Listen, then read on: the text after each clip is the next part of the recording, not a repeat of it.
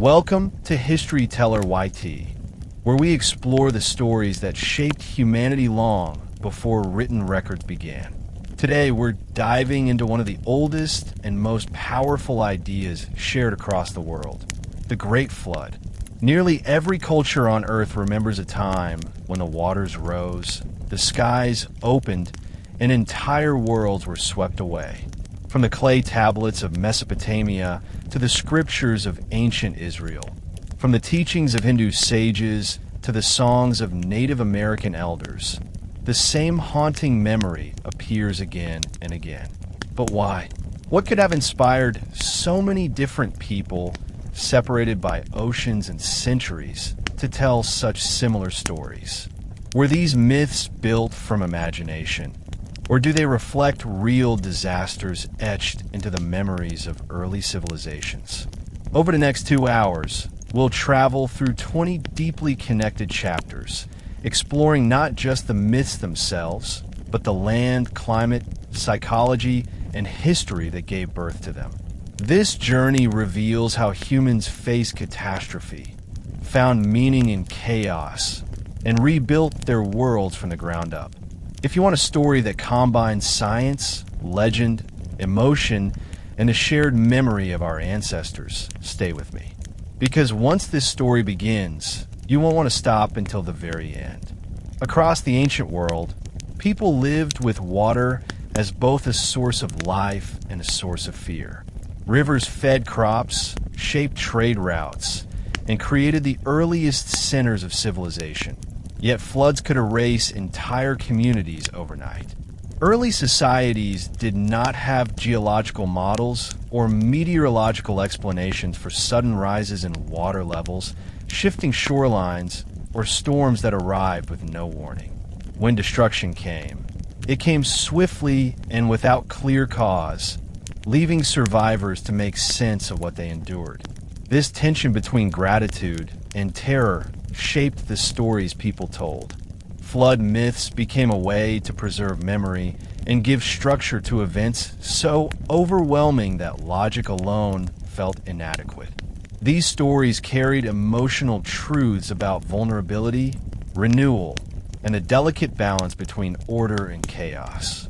Because water shaped so many landscapes, the stories arose independently among cultures that never met, which makes their similarities even more striking.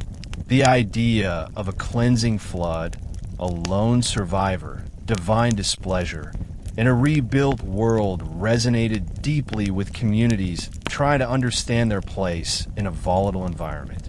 When we look closely at the regions where the strongest flood stories emerged, we often find landscapes that were prone to major hydrological changes.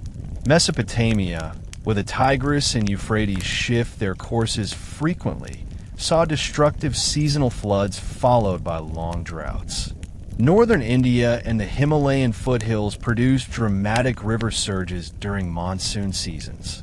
Many Native American communities lived near coastlines, lakes, and river basins shaped by the changing climate after the last ice age. All of these environments produce situations where entire villages could disappear. Soil layers from ancient settlements show evidence of sudden waterborne destruction, confirming that floods were not only possible, but likely common. Even without written records, people used oral storytelling to keep collective knowledge alive. A myth in this context becomes both cultural memory and a warning. It teaches people how fragile their world can be and how quickly survival can depend on recognizing the signs of danger. Because these environments were unpredictable, the stories attached spiritual meaning to natural events. Deities, spirits, or cosmic forces became the agents behind catastrophe. These explanations gave communities a sense of control, even when their control was limited. When we compare global flood stories, we see patterns suggesting that mythology and history influence each other more than people once believed. Ancient storytellers were not merely inventing dramatic tales. They were trying to record something meaningful about their world. While the supernatural elements vary, the underlying structures mirror real human experiences. Archaeological discoveries show that sea levels rose dramatically after the Ice Age. Coastlines shifted, and entire land bridges vanished beneath the ocean. Localized river floods could easily feel like world-ending events to small communities. Over generations, these memories grew into full narratives that explained why the disaster happened and how humanity survived. Myth preserved the emotional experience while adding symbolism that helped communities justify their continued existence. In this sense, myth is a vessel that carries fragments of history, reshaped by imagination and belief. It is not scientific documentation, but it reflects real environmental forces acting on early societies. When we examine these stories today, we are not choosing between myth or history. We are recognizing how each helps illuminate the other. The myths show us how ancient people understood catastrophe, while geology, archaeology, and climate science reveal what might have actually occurred. Ancient Mesopotamia developed in a landscape that practically invited stories about water rising without mercy. The Tigris and Euphrates were productive but dangerous, overflowing their banks in ways that could erase entire settlements within a single season. People depended on irrigation, yet they had no reliable way to predict when the rivers would shift course or swell beyond containment. Clay tablets from different city-states describe years of plenty followed by years when fields drowned and houses collapsed. Against this background, it is easy to see why a narrative about a catastrophic, community-shattering flood would gain traction. The rivers offered prosperity, but they also reminded people that human life was fragile and temporary. Early priests interpreted natural patterns as messages from divine forces, so a devastating flood felt like cosmic judgment. Because these societies built with mud brick, water left especially destructive marks, which made every major flood feel like the end of everything. Over generations, people shaped these memories into a story that would explain not only the disaster, but the survival of humanity itself. The Mesopotamian flood was not simply a legend. It was a cultural response to living in a land that offered both abundance and constant threats. Within the Epic of Gilgamesh, Utnapishtim stands as the survivor of a flood that the gods unleashed to cleanse the earth of human noise and disorder. The details preserved on cuneiform tablets suggest that the story had already circulated for centuries before the epic was written. Utnapishtim is warned by the god Ea, who instructs him to build a massive boat and load it with his family, craftsmen, and the seeds of every living thing. When the waters rise, they do so with a force that obliterates mountains and tears apart cities as though they were made of straw. After 7 days, the violent waters calm, and the boat comes to rest on a distant peak. Utnapishtim releases birds to test whether the land has dried, mirroring a pattern we also find in the biblical account. These parallels are striking, but what makes the Mesopotamian version unique is the way the gods respond afterward.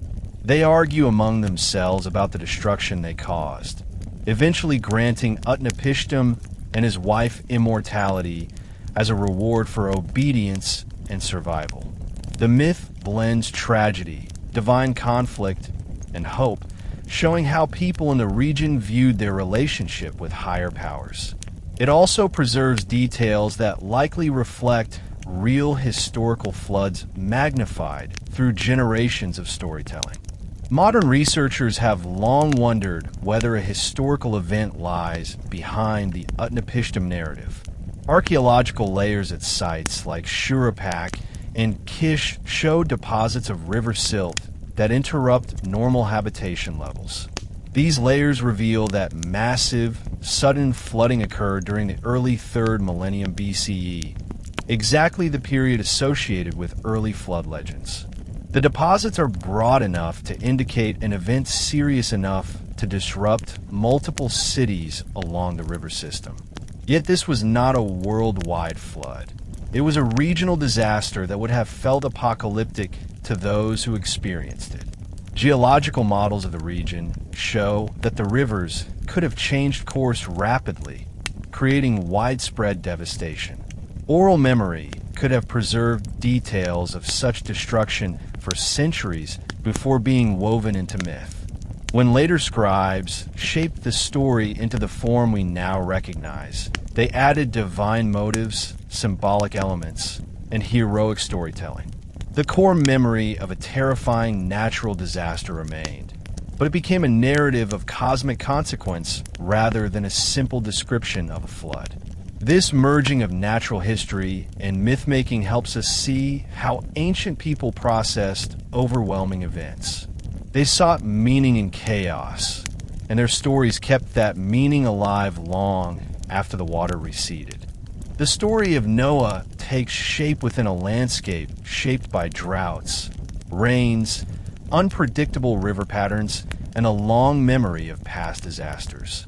The people who eventually produced the Hebrew scriptures lived near regions that had already developed strong flood traditions for centuries. Trade routes connected them to Babylonian and Assyrian cultures, which meant they were familiar with stories like the one recorded in the Epic of Gilgamesh. The land of ancient Canaan itself experienced intense winter storms that could transform dry riverbeds into violent torrents. Farmers depended on rainfall rather than dependable river flooding like the Egyptians did, which made every season a gamble. In such an environment, a story about rising waters that threatened all life would have carried deep emotional weight. The Noah narrative reflects concerns about morality, divine justice, and the fragile relationship between people and the divine. It is framed not just as a natural disaster, but as a moral turning point for humanity. This moral framing separates it from earlier flood stories, which often focus on divine irritation or cosmic imbalance. For the writers of the Noah account, the cause of the flood is rooted in human corruption, which gives the story a structure meant to teach rather than simply explain. The biblical telling emphasizes preparation, obedience, and steadfastness in the face of overwhelming disaster. Noah is instructed to build a vessel far larger and more structured than the Mesopotamian versions. The dimensions of the ark, described in cubits, suggest a design that would have been symbolic rather than practical, meant to represent order within chaos. His family and representatives of the animal world bore the ark, creating a small, contained version of the world as it should be. The rain falls for 40 days, a number that appears repeatedly in Hebrew tradition as a period of testing or transition. Unlike the sudden and violent flood described in Gilgamesh, the biblical account presents a long, steady deluge that covers mountains and leaves nothing untouched. When the water finally begins to recede, the story mirrors older traditions by using birds to test for dryness.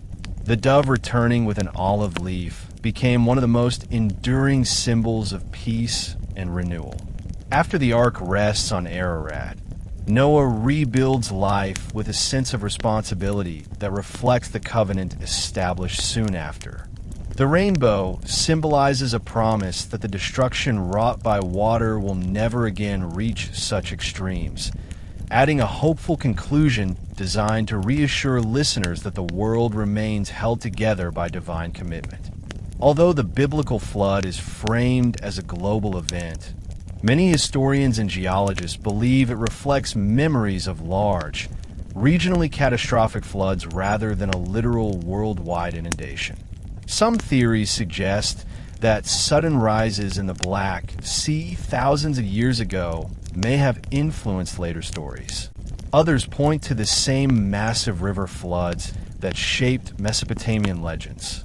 The Hebrew version differs in tone and theology, but it likely grew in a cultural environment where flood stories were already part of the shared Near Eastern memory. Layers of silt found in ancient settlements show that devastating river surges occurred repeatedly, sometimes wiping out entire communities in an instant. To a population that viewed itself as chosen by a moral deity, a disaster of such scale would naturally be interpreted as a consequence of human wrongdoing.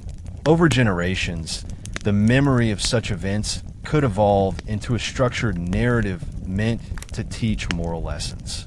The details of the story, such as the ark's size and the preservation of species, reflect symbolic storytelling rather than technical engineering.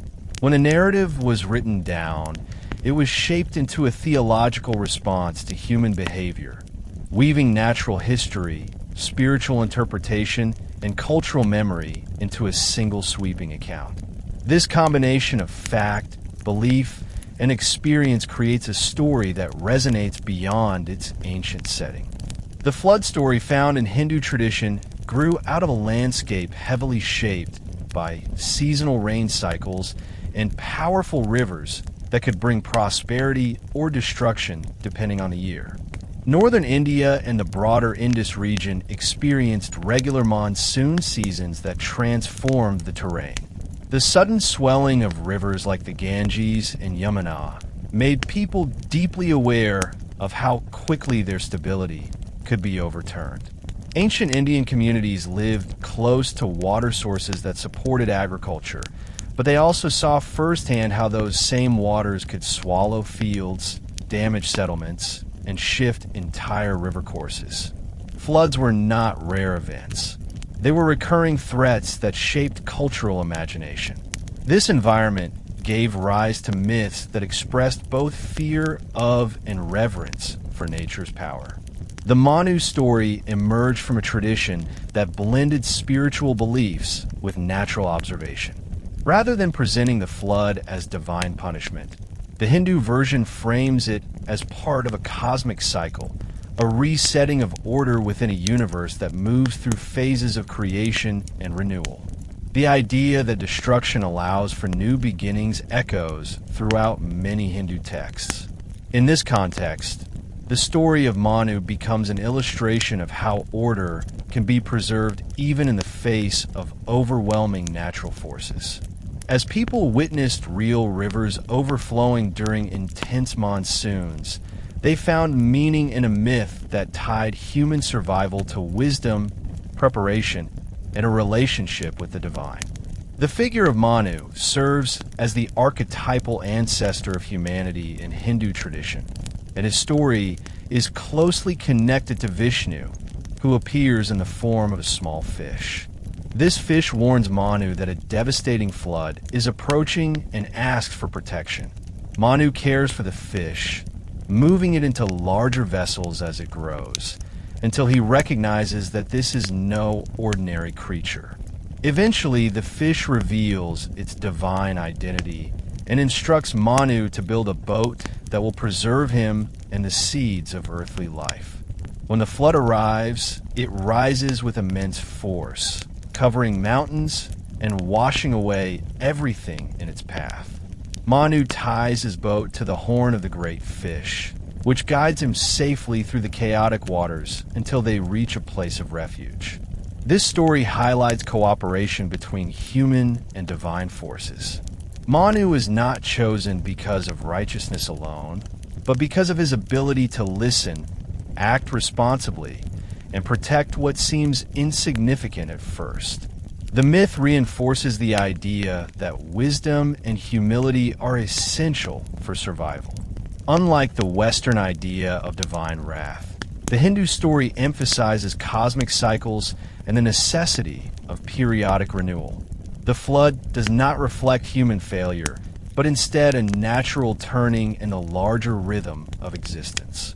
After the waters recede, Manu performs rituals that lead to the rebirth of the world, showing how spiritual practice and human effort contribute to restoring life. Researchers studying ancient India have identified several environmental events that could have influenced the Manu narrative. The monsoon climate has shifted dramatically over thousands of years. sometimes producing rainfall far heavier than what is typical today. Geological evidence from river valleys shows layers of sediment that indicate sudden and destructive floods capable of displacing entire communities. Some scholars also point to the slow decline of the Indus Valley civilization, which was shaped in part by changing water patterns, though this was not a single catastrophic event. Instead, these shifts occurred over time, yet they remained powerful enough to enter cultural memory. Another hypothesis explores the massive flooding that can occur when glacial lakes in the Himalayas burst, releasing torrents of water into the plains below. Such events, while local by modern standards, would have felt world-ending to ancient populations. Oral traditions could have magnified these experiences into a single, overwhelming flood that reshaped the land. The presence of mountains, sacred rivers, and shifting watercourses in the Hindu narrative mirrors physical features of the region, suggesting that people used myth to stabilize their understanding of an unpredictable environment. Over countless retellings, the story became intertwined with theology, emphasizing Vishnu's protective role and humanity's ability to rebuild after catastrophe. The result is a myth that blends environmental memory with spiritual meaning, offering insight into how ancient India viewed the cycles of destruction and renewal that shaped its world.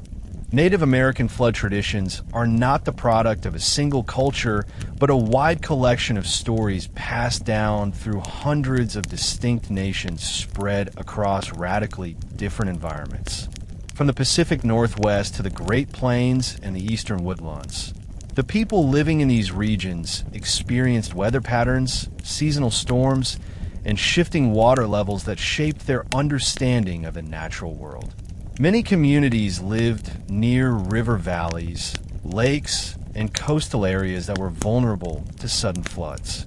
Oral traditions served as the primary method for preserving historical memory, and stories were often adapted to the environment of specific tribes. This means the same theme of a destructive flood appears in different forms, each shaped by the unique landscape and worldview of the people who told it.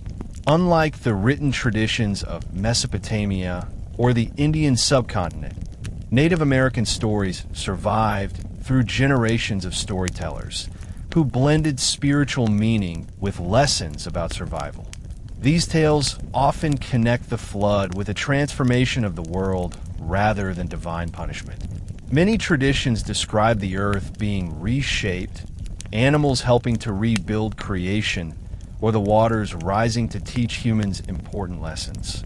Because the continent is so large and geologically diverse, these myths reflect a broad range of environmental events, such as coastal storms, river floods, rapid snowmelts, and even legends that may preserve memories of ancient glacial lakes bursting.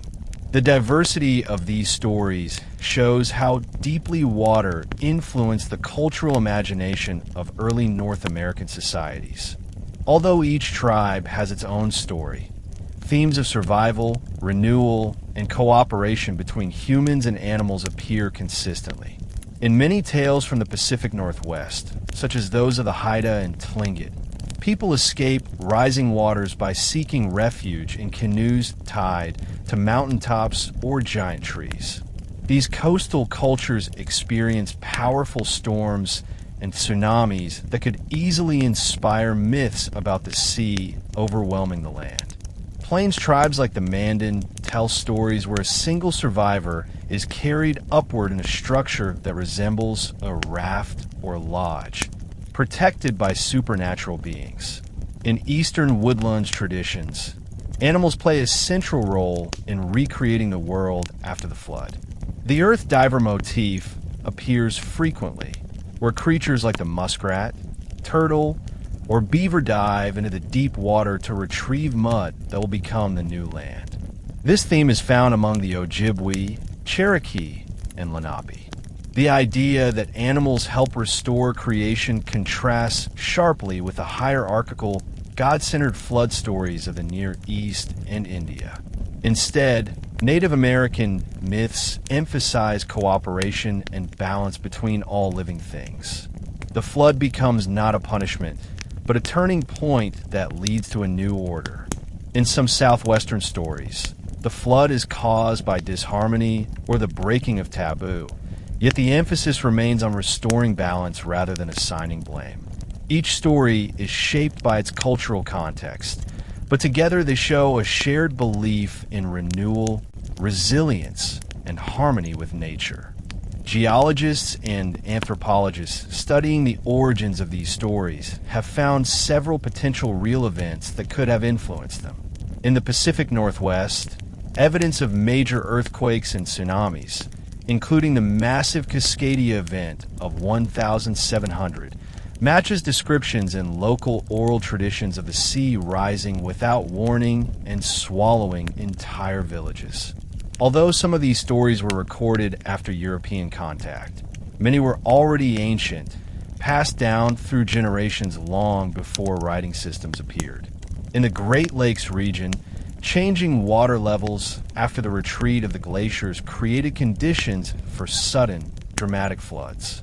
Some theories suggest that ancient meltwater events, such as glacial lake outbursts, may have been remembered for thousands of years. Along major river systems like the Mississippi, archaeological evidence shows repeated large floods affecting settlements, which would have been devastating for early agricultural communities. Such experiences could easily merge into mythic narratives about a water-covered world. A key feature of Native American oral history is its ability to preserve details across long periods, often encoding information about natural hazards in symbolic form. When communities faced events that reshaped their landscapes, their stories adapted to incorporate these experiences. Over time, spiritual meaning was added, connecting survival with lessons about responsibility, respect for the earth, and awareness of natural cycles. While the stories cannot be tied to a single historical flood, they reflect a collective memory shaped by real environmental forces acting on diverse populations across the continent. When we look at the widespread presence of flood stories across the world, the first question that naturally arises is why so many unrelated cultures developed similar themes. There is no single answer, but several powerful forces shaped these myths. Water was essential for agriculture, travel, and daily life, yet it remained unpredictable in many early societies. Rivers could overflow without warning, coastlines could change overnight during storms, and seasonal rains could either bring abundance or wipe out entire communities.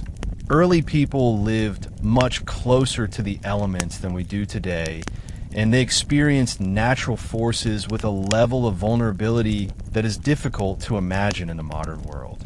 A local flood that destroyed crops, homes, and families would feel like a catastrophe on a universal scale, because many cultures did not have large populations or broad geographic awareness. The destruction of one settlement could convincingly seem like destruction of the whole world.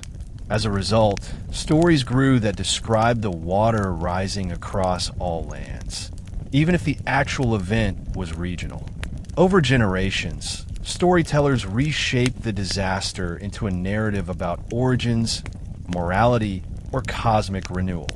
This pattern repeats across continents, showing that human memory and emotion play a strong role in myth-making. People needed explanations, reassurance, and meaning, and the flood myth offered all three.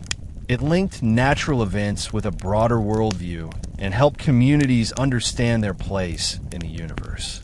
When researchers compared different flood myths, they noticed several recurring patterns that suggest a shared human response to catastrophic water events. One of the most striking themes is the presence of a chosen survivor or a small group who is warned ahead of time. This figure may be told by a god, an animal, or a supernatural being to prepare for the rising waters. The survivor's role is not simply to stay alive, but to preserve something important. In many cultures, this includes family members, seeds, animals, or sacred knowledge that will be needed to rebuild the world. Another common pattern is the use of a vessel. It might be a boat, a canoe, a floating lodge, or even a giant container made of reeds or wood. These vessels symbolize safety and order in the midst of chaos. Birds often appear in these stories, serving as messengers or scouts that help the survivor determine when the waters have receded. Mountains also play a recurring role as places of refuge once the flood subsides. These shared motifs appear not because cultures copied one another, but because they reflect similar human experiences. A flood disrupts the boundary between land and water, so myths describe a temporary world where nothing is stable. The chosen survivor becomes a symbol of continuity. The vessel becomes a symbol of protection. And the final resting place on a mountaintop represents hope and renewal. These elements echo across Mesopotamia, India, the Americas, Oceania, and many other regions, revealing patterns rooted in the emotional and practical realities of disaster. The similarities among global flood myths are not evidence of a single worldwide event, but rather a reflection of how human memory functions across cultures. Oral traditions preserve powerful emotional experiences more reliably than mundane details. When a community lives through a devastating flood, the story becomes part of its identity, carried from one generation to another. Over time, storytellers shape the narrative to reflect cultural values, beliefs, and moral lessons. This process gradually transforms historical memories into mythic structures. What remains consistent is the core emotional truth, the fear of losing everything, the awe of nature's force, and the relief of survival. These feelings are universal, which is why flood stories resonate even in cultures that had no contact with one another. In addition, oral traditions often compress multiple events into a single narrative. A community may experience several floods over centuries, but the retelling merges them into one great flood that forever changed the world. This storytelling technique simplifies complex histories and gives people a coherent narrative to explain why their environment looks the way it does. Archaeological evidence supports this pattern. Many regions with flood myths show repeated layers of waterborne sediment from different centuries. Each event contributed to the collective memory, and over time, that memory became myth. The myths endure because they speak to experiences that continue to affect people today. Uncertainty, resilience, and the search for meaning in the aftermath of disaster. Understanding these patterns allows us to see flood myths not as exaggerated tales, but as windows into how ancient societies preserved knowledge and made sense of their world. Oral storytelling has always been one of humanity's most reliable tools for preserving memory, especially in societies without writing systems. When a devastating event occurred, such as a major flood, the survivors had every reason to make sure the story was told in a way future generations would remember. Oral stories use rhythm, repetition, symbolic imagery, and strong emotional elements, all of which help listeners recall details long after the event is past. This method of preserving memory is especially powerful because each generation retells the event in its own voice, making the narrative feel alive. Even though the story might change in small ways over centuries, the central themes remain intact. A flood that destroys a village becomes a story of the world being overwhelmed by water. A family surviving on a raft becomes a tale about a chosen hero guided by divine or spiritual forces. This creative shaping makes the memory easier to carry and more meaningful. Another important feature of oral tradition is its communal nature. Stories are told around fires, during ceremonies, and at gatherings. They become part of cultural identity and act as shared lessons about resilience, humility, and respect for nature. Because floods can reshape landscapes for generations, oral accounts often serve as warnings. They teach people where to settle, where not to build, and what signs to watch for. This practical function helps explain why flood myths endured for so long. They combined emotional truth with survival knowledge. As long as people lived near rivers, coasts, and lakes, these stories continued to be useful, ensuring they would never fade from memory. One of the most fascinating aspects of oral tradition is how it can take a local disaster and gradually expand it into a myth that appears to describe a global event. This transformation does not happen through deliberate exaggeration. Instead, it unfolds naturally as stories pass through generations. When a flood wipes out a small settlement, the survivors often lose all contact with nearby communities until the waters recede. For them, the destruction feels total, as if the entire world they know has been swallowed. When they retell the story, they describe everything they saw, and since their world was limited to a particular region, the event becomes a flood that covered the whole earth. Over time, new storytellers refine the narrative to make it more symbolic. They add divine figures or spiritual beings who guide the survivor, because such elements give the story meaning beyond simple description. The flood becomes part of a cycle, a moral lesson, or a cosmic reset. This shift allows the story to address deeper questions about why destruction occurs and how life can begin again.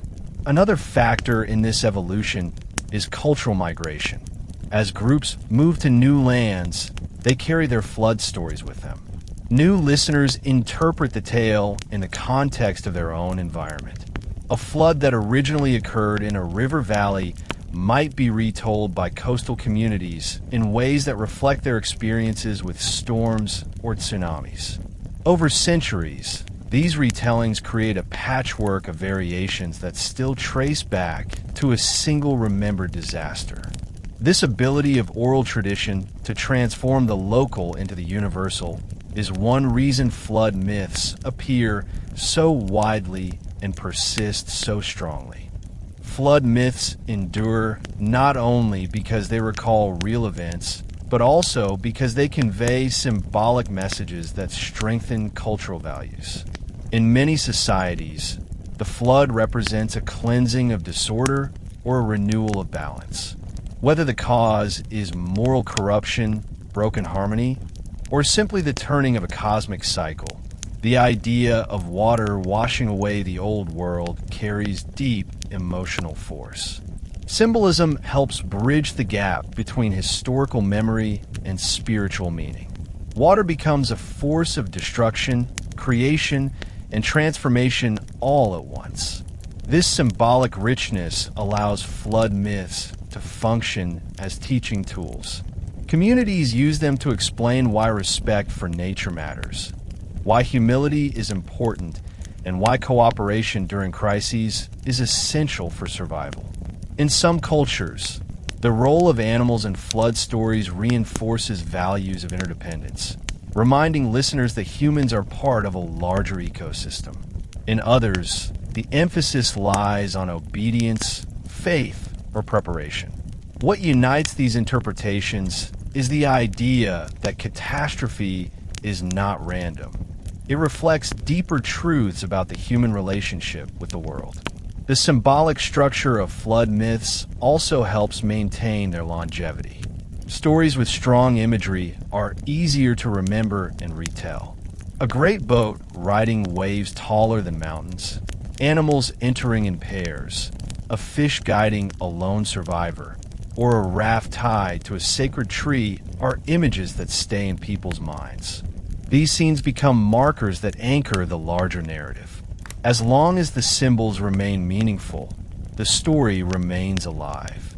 In this way, flood myths function as vessels for cultural identity, carrying memory, values, and worldview across countless generations. They preserve both the literal experience of disaster and the emotional truth that communities attach to it.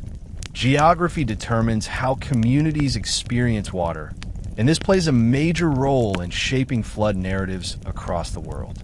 People living near river valleys, coastal areas, and floodplains have always been more vulnerable to sudden environmental changes. In ancient times, these landscapes dictated farming, migration, and survival.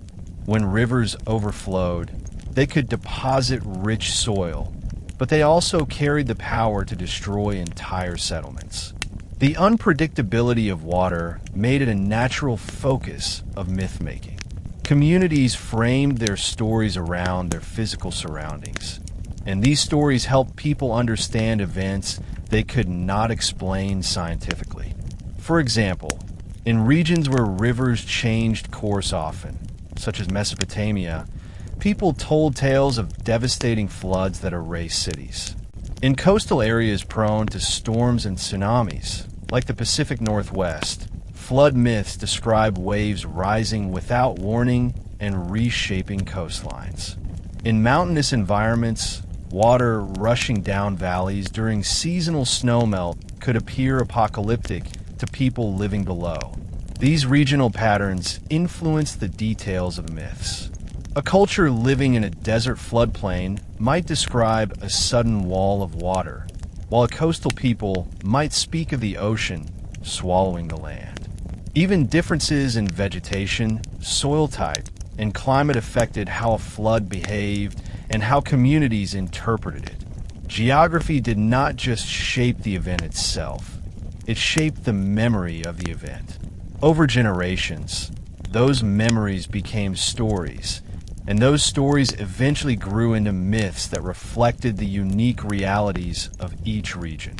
Climate change is not only a modern phenomenon. Earth's climate has shifted repeatedly over thousands of years, and these fluctuations often produce conditions that made large floods more likely. After the last ice age, melting glaciers released enormous amounts of water into lakes and rivers. Sea levels rose dramatically, swallowing coastlines and altering the shape of continents. Many ancient flood stories may preserve memories of these rapid changes.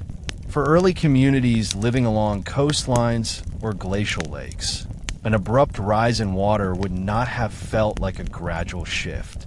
It would have been perceived as a catastrophic event that altered the world forever. Even later climate cycles produced significant hydrological changes. In India, for example, the strength of the monsoon varied greatly over centuries, sometimes leading to extreme rainfall that caused river systems to overflow. In North America, melting snowpacks and shifts in seasonal weather patterns created sudden surges along major rivers. In regions like China, long cycles of drought followed by intense rainstorms produced devastating floods recorded in ancient texts. These events shaped cultural memory, and societies turned them into narratives that carried emotional and moral meaning. Climate-driven floods often occurred repeatedly over generations, reinforcing the belief that water was both a blessing and a threat. The consistency of these experiences made flood myths one of the most enduring themes in global storytelling. They offered explanations for environmental instability and gave communities a framework for understanding natural cycles that were beyond their control. Every ecosystem behaves differently during a flood, and these differences influenced how ancient cultures described the events in their myths. In forested regions, floods carried fallen trees and debris, reshaping landscapes in ways that could appear supernatural. These forces inspired stories of forests being uprooted or mountains splitting apart. In grassland regions, flat terrain allowed water to spread across vast areas, turning valleys into temporary lakes. Such experiences might inform myths where the entire world becomes an endless sea. In desert environments, Floods often arrive suddenly after heavy rain, rushing through dry channels with a destructive force that seems impossible in such an arid setting. These violent flash floods could easily inspire stories of divine anger or earth-shaking transformation. In coastal areas, communities faced dangers from storm surges and tsunamis, which could arrive with little warning.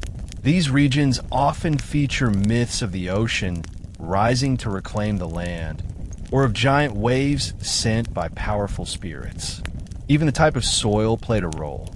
Regions with loose or sandy soil experienced severe erosion, making floods appear even more dramatic as whole sections of land collapsed. Meanwhile, areas with dense clay soil experienced slower but more suffocating floods that lingered for long periods, influencing myths about water covering the earth for extended durations. Each ecosystem created its own type of flood, and the people living there interpreted events through the lens of their environment. As these interpretations were passed down through generations, they became distinct mythological traditions that still reflect the ecological realities of the places where they were born. China's ancient flood tradition centers on one of the most influential cultural heroes in East Asian mythology, Yu the Great. His story is rooted in a period when early Chinese communities faced severe flooding along the Yellow River, a river known for shifting courses and depositing heavy layers of silt. These floods could cover farmland, collapse villages, and force populations to relocate. Unlike myths that describe a sudden world-ending deluge, the Chinese tradition focuses on a long struggle against persistent flooding rather than a single catastrophe. The legend tells that the waters rose continuously, drowning vast regions and creating a crisis that threatened early civilization. Rather than escape the disaster, Yu devoted his life to controlling it. He traveled across the land, digging channels, redirecting water, and creating systems that allowed people to reclaim their world. This approach reflects a cultural belief that human perseverance and collective effort can overcome natural chaos. Yu becomes a symbol of civilization shaping the landscape rather than being overwhelmed by it. Scholars believe the story may preserve memories of major hydrological disruptions in early Chinese history, including periods when the Yellow River dramatically changed course. Archaeological evidence shows layers of flood sediment in ancient settlements, supporting the idea that the region experienced repeated destructive water events. Over time, Yu's story evolved from a practical narrative about flood control into a founding myth that justified the authority of early rulers. It combines environmental memory with political symbolism, showing how deeply the challenges of water management influence Chinese culture. Japan and Southeast Asia also have rich collections of flood stories shaped by their island and monsoon-dominated geography. In Japan, many myths describe the sea rising to overwhelm the land, reflecting the region's long history of tsunamis, typhoons, and volcanic activity. Some Shinto stories depict gods reshaping the islands after water covers them, while others describe the world beginning from chaos shaped by water and divine creation. Japan's flood myths often emphasize renewal rather than punishment, mirroring the cyclical nature of destruction and rebirth that characterizes much of its mythology. Moving south into Southeast Asia, we see flood stories influenced by monsoons, river deltas, and seasonal storms. In Thailand and Laos, myths describe a great serpent or naga whose movements influence water levels. The flood occurs when the serpent becomes angered or when humans disturb the natural order. These stories link water with spiritual beings and reflect the importance of rivers in agriculture and transportation. In Indonesia, where volcanic islands rise sharply from the sea, stories often describe massive waves or waters lifted by mythical creatures. Oral histories from coastal communities recall events that may be tied to ancient tsunamis. These narratives highlight the region's vulnerability to ocean-driven disasters and its deep respect for the sea's power. Across Southeast Asia, flood myths often blend animism, ancestor worship, and environmental observation, showing how water shapes both physical life and spiritual imagination. The islands of Oceania, scattered across the Pacific Ocean, offer some of the most distinctive flood stories in the world. These narratives come from cultures whose lives are closely tied to the sea. For Polynesian navigators, water is both pathway and threat. Flood myths in this region often describe the ocean rising to transform the islands or powerful beings sending waves that force communities to flee to higher ground. In Hawaiian tradition, there is a story of Nuyu, a figure who builds a vessel to survive a massive flood. After the waters recede, he lands on Mauna Kea, mirroring patterns found in other global flood narratives. Similar stories appear across Samoa, Tahiti, and the Cook Islands, where ancestral heroes survive global floods by seeking refuge in canoes or mountaintops. Because these islands are vulnerable to tropical storms and tsunamis, many legends reflect memories of real disasters. Oral histories sometimes preserve descriptions of giant waves, entire shorelines disappearing, and villages being relocated inland. These events were dramatic enough to shape cultural memory for centuries. The uniqueness of Polynesian flood myths lies in their integration with the traditions of ocean navigation. Instead of focusing only on destruction, many stories highlight skill, preparation, and the ability to read the sea.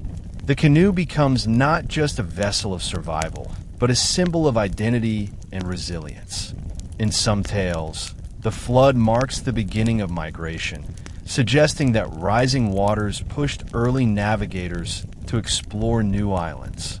These myths carry both literal memories of disaster and metaphors for journeys, discovery, and renewal. Africa's flood myths reflect the continent's remarkable diversity of landscapes, from the Nile Valley to the rainforests of Central Africa and the savannas of the South. Because water behaves differently in each region, the stories that arose from ancient communities show varied themes that connect natural events with spiritual meaning. Along the Nile, where annual floods were both expected and necessary, myths tended to portray rising waters as part of a cosmic cycle rather than a sudden disaster. Egyptian mythology integrates water into the creation of the world itself. The primeval ocean, known as Nun, represents the state of existence before land emerged. Although Egypt does not have a classic world-ending flood myth like Mesopotamia or the Bible, it does hold stories where the gods unleash water to cleanse or reshape human society. In Central Africa, where rainstorms can produce intense flooding in dense forests, several cultures tell stories of water rising to reset the world when people become careless or break sacred laws.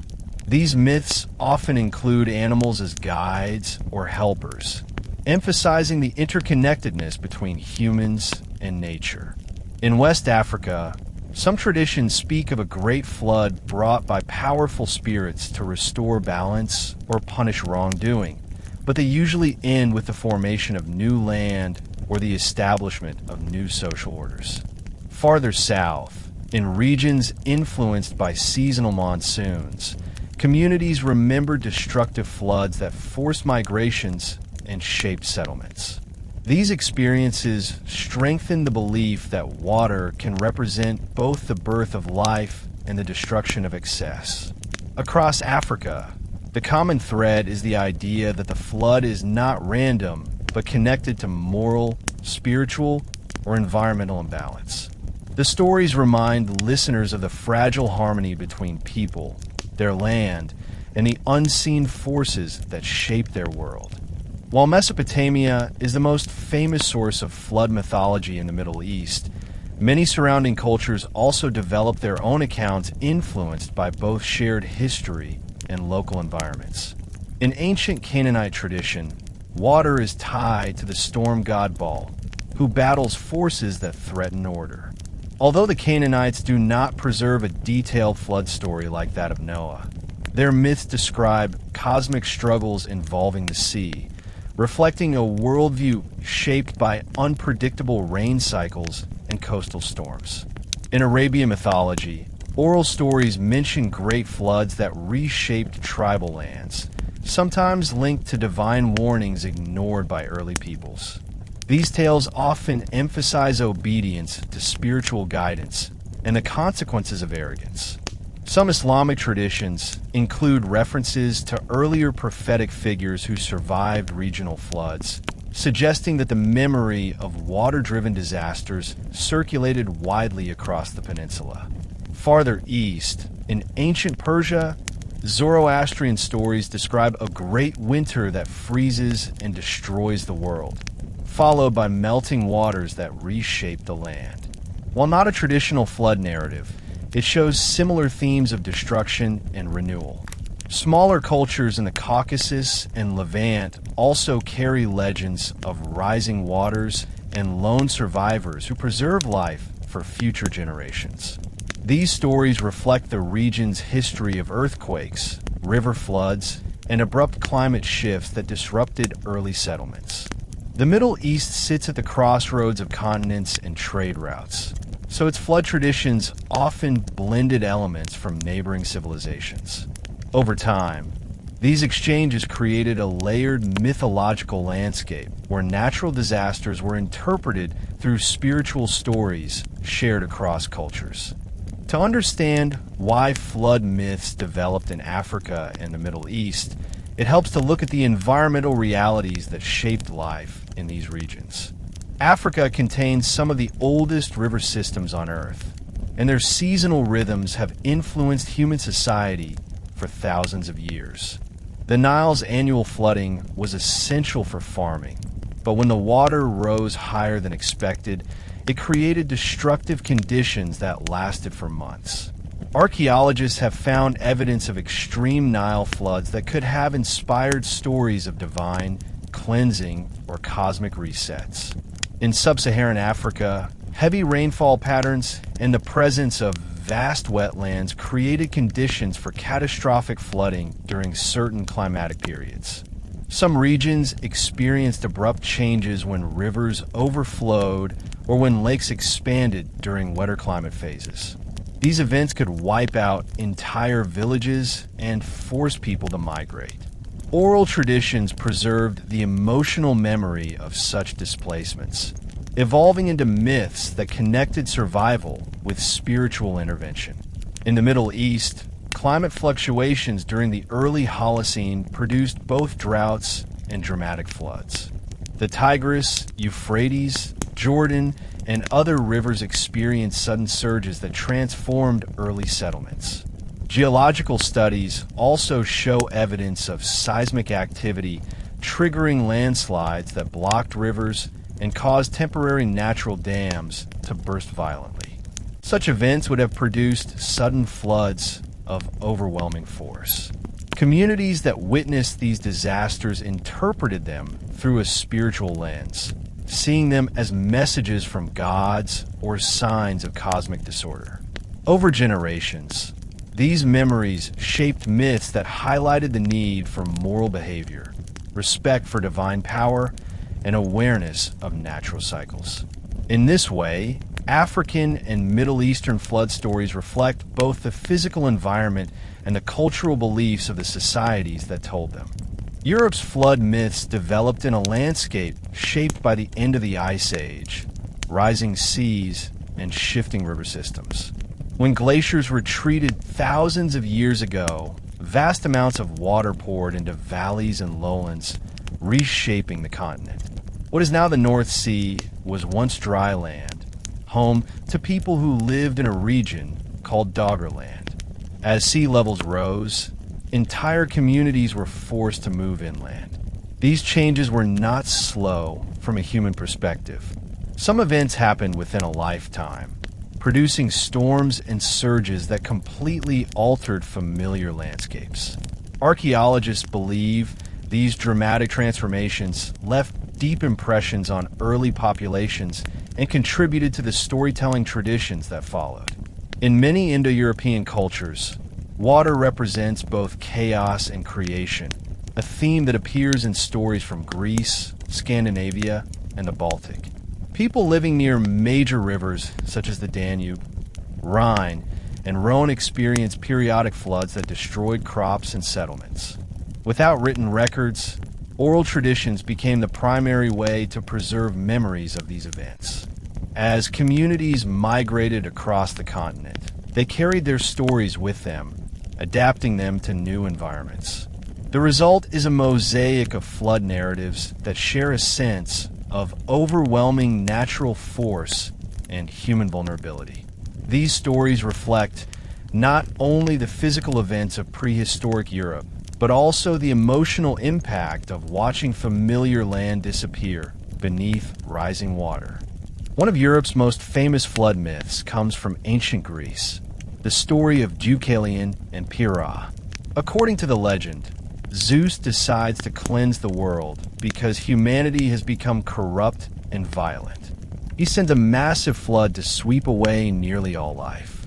Deucalion, the son of Prometheus, is warned of the coming disaster and builds a chest-like vessel to survive. Together with his wife, Pyrrha, he floats across a drowned world for 9 days and 9 nights. When the waters finally recede, the couple lands on Mount Parnassus, or in some versions, another high peak. After making an offering to the gods, they receive guidance on how to repopulate the world.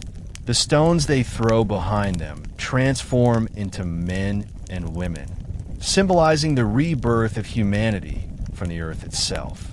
This myth carries thematic connections to other global flood stories, showing a lone surviving pair, a divine warning, and a mountain of refuge. It also reflects uniquely Greek values and geography. Greece is mountainous, with narrow valleys that could fill quickly during heavy storms. The Mediterranean climate produced sudden, intense rainfall that often caused destructive floods. The myth may also preserve echoes of earlier Aegean disasters, such as tsunamis triggered by volcanic eruptions. The flood of Deucalion became an important part of Greek cultural identity, representing both divine justice and the resilience of human beings. Over time, poets and historians retold the story with variations, weaving it into the broader tapestry of Greek mythological history.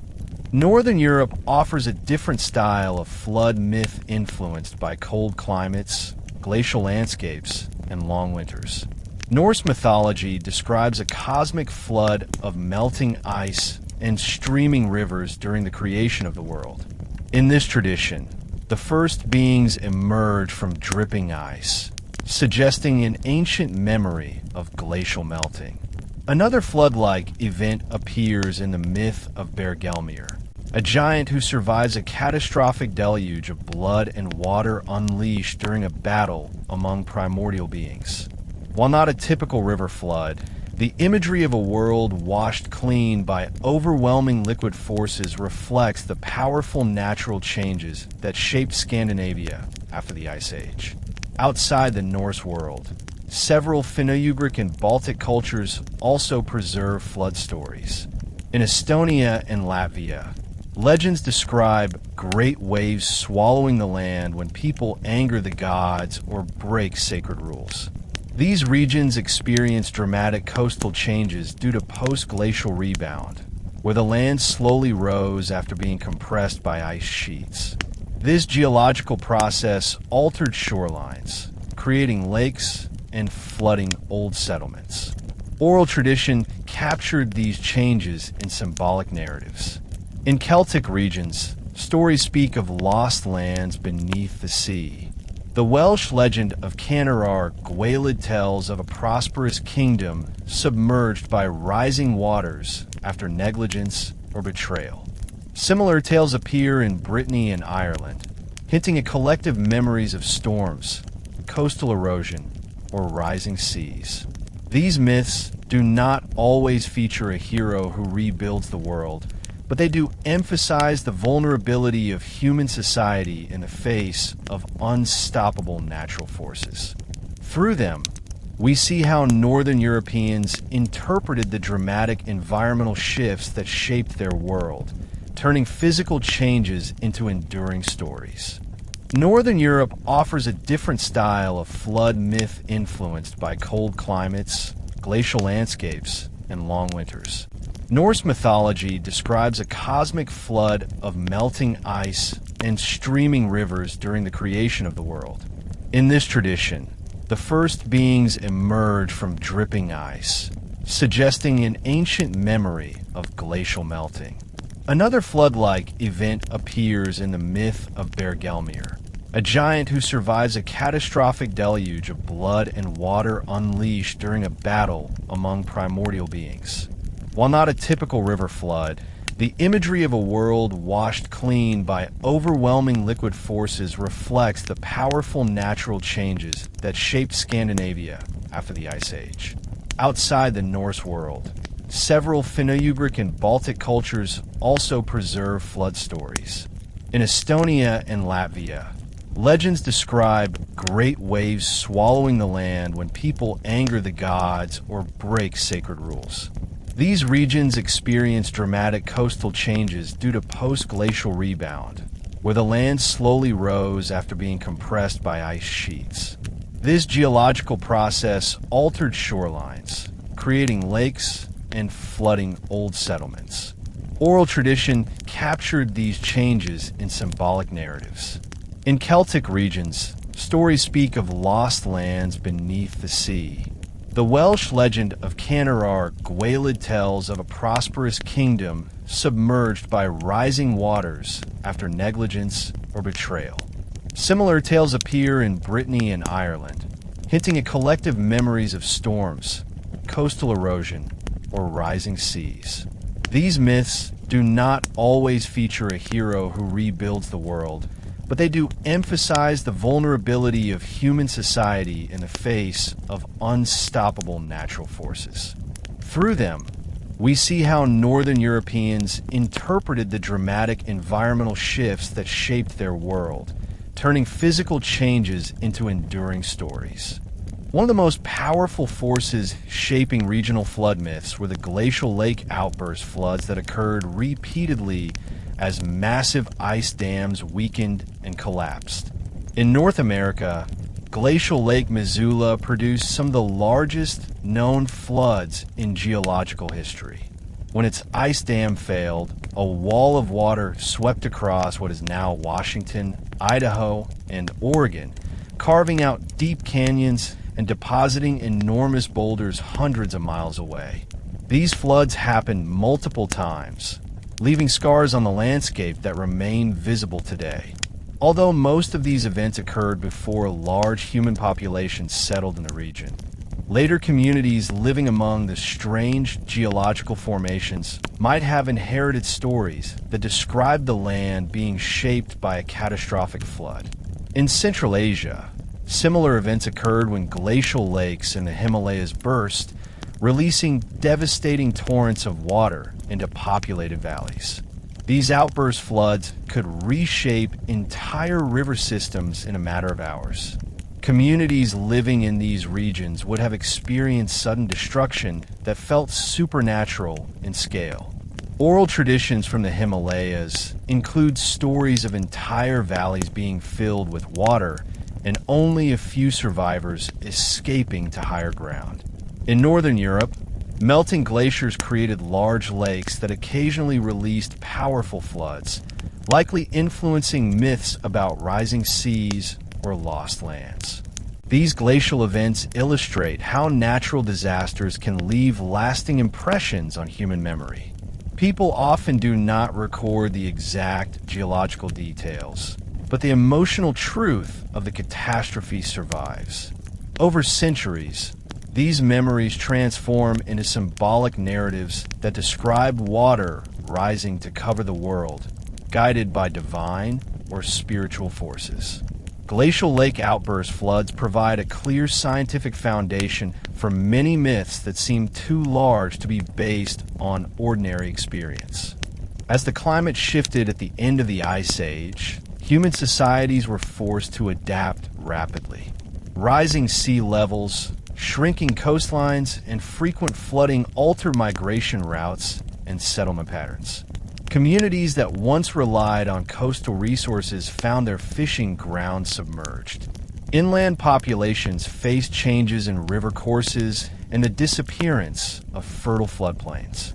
These disruptions often pushed groups to move into new territories, where they encountered unfamiliar climates, landscapes, and rival populations. Migration itself created fertile ground for myth-making. When people left their ancestral homes behind, they carried with them stories that explained why the world had changed. These stories helped preserve memory and provided emotional continuity during upheaval. Flood myths often serve this purpose. They describe the loss of the old world and the beginning of a new one, echoing the real experiences of groups forced to abandon flooded lands. Climate instability also produced uncertainty. Sudden shifts in weather patterns, including long periods of drought followed by intense rainfall, made communities feel vulnerable. Myths offered a framework for understanding and predicting these changes. If water rose because of divine displeasure or cosmic imbalance, then people believed they could restore harmony through rituals, moral behavior, or respect for natural forces. This belief helped maintain social order during unstable times. Climate-driven migration also allowed myths to spread. As groups moved and mingled with others, stories exchanged elements, creating interconnected traditions across large regions. The broad similarities among global flood myths may reflect these ancient migrations. They show how people use storytelling to interpret environmental transformations on a scale never seen before or since. The end of the Ice Age shaped not only the physical world, but the mythological imagination that continues to influence cultures today.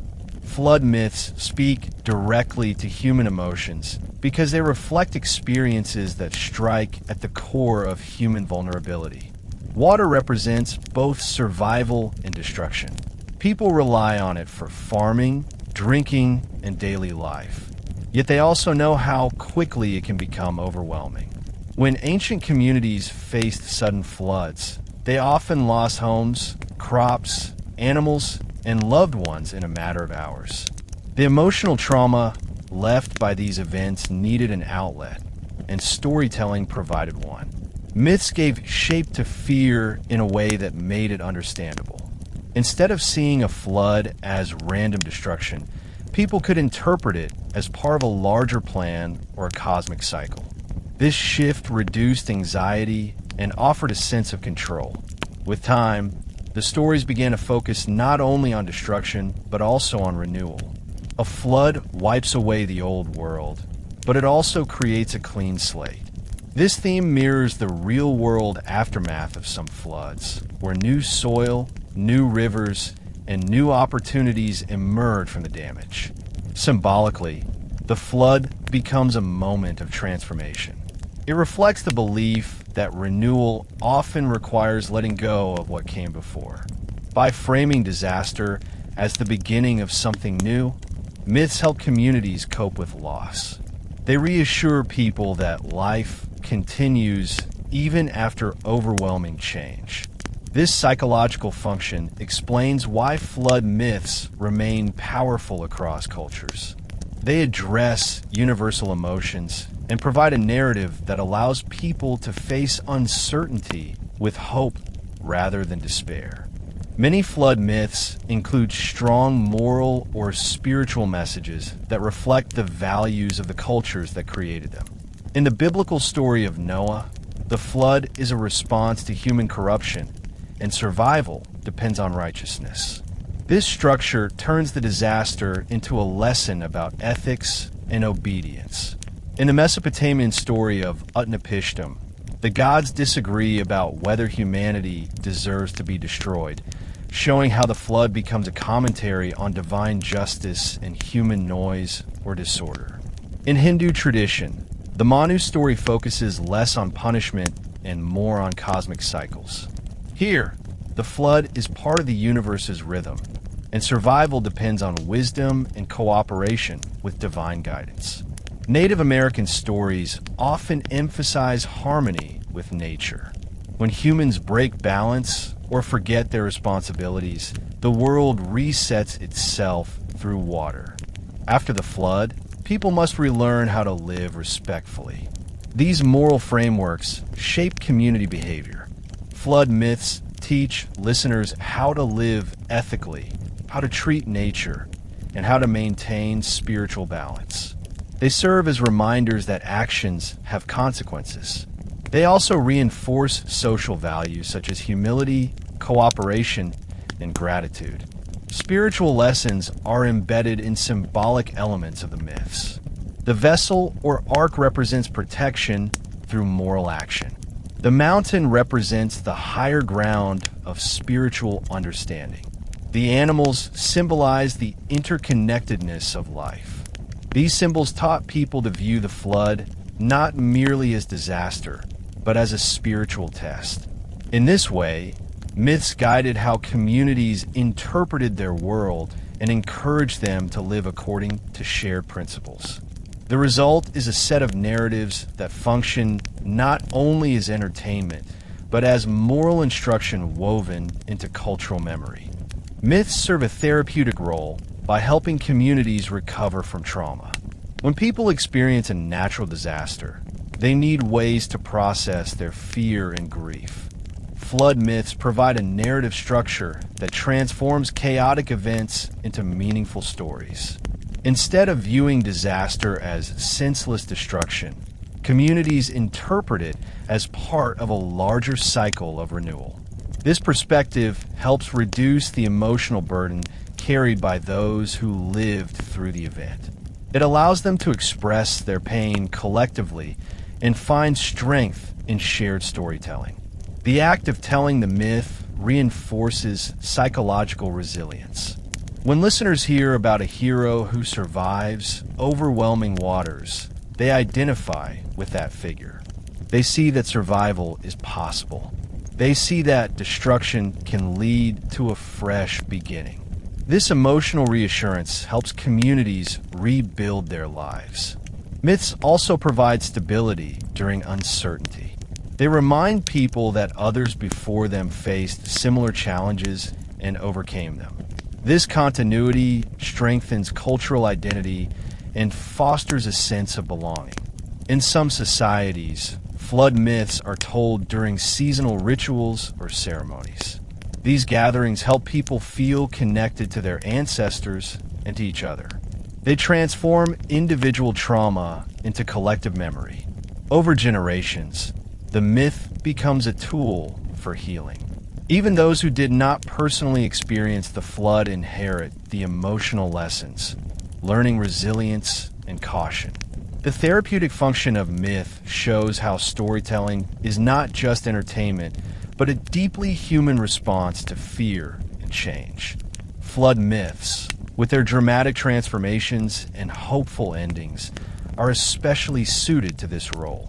They capture the emotional journey from devastation to renewal, helping people navigate the psychological landscape of loss and recovery. Flood myths did not remain confined to the places where they first appeared. As early societies migrated, traded, and interacted with one another, their stories moved with them. The spread of these myths was not the result of deliberate teaching, but of natural human conversation. When travelers met at markets, river crossings, or coastal settlements, they exchanged not only goods, but also stories about their ancestors, their gods, and the disasters that shaped their homelands. These oral exchanges allowed certain themes to reach distant cultures. In the ancient Near East, For example, trade networks connected Mesopotamia, Canaan, and Egypt. Merchants and sailors traveling up and down the rivers and coastlines would have shared tales of past floods, carrying the memory of these events far beyond the regions where they first occurred. Over time, such stories influence one another. The story of Utnapishtim may have been known to people living along the Levant long before it was written down, which may help explain why the biblical flood narrative shares structural similarities while still remaining distinct. Farther east, migration along the Silk Road brought ideas from India, Persia, and Central Asia into stable circulation. Flood stories emphasizing cosmic cycles or animal helpers may have influenced beliefs across these regions. Even in the ancient Mediterranean, where seafaring was essential, Greek, Phoenician, and Anatolian peoples interacted regularly, creating opportunities for mythic themes to flow across cultures. Migration played an equally important role. As groups left their homelands because of drought, famine, or rising waters, they carried with them the emotional memory of those events. When they settled in new lands, they reshaped their memories to fit the environment they now lived in. This process helps explain why flood myths sometimes share remarkably familiar patterns even in cultures separated by thousands of miles. Human movement acted like a bridge, carrying stories from one region to another and weaving a global tapestry of shared memory. When a story travels, it rarely remains unchanged. People adapt myths to match their landscape, their worldview, and their cultural values. This transformation creates new versions that retain the core idea but take on new symbolic meaning.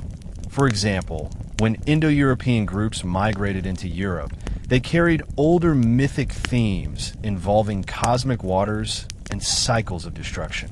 As they spread into mountainous regions, their flood stories began to incorporate peaks and valleys, reflecting the geography they now inhabited.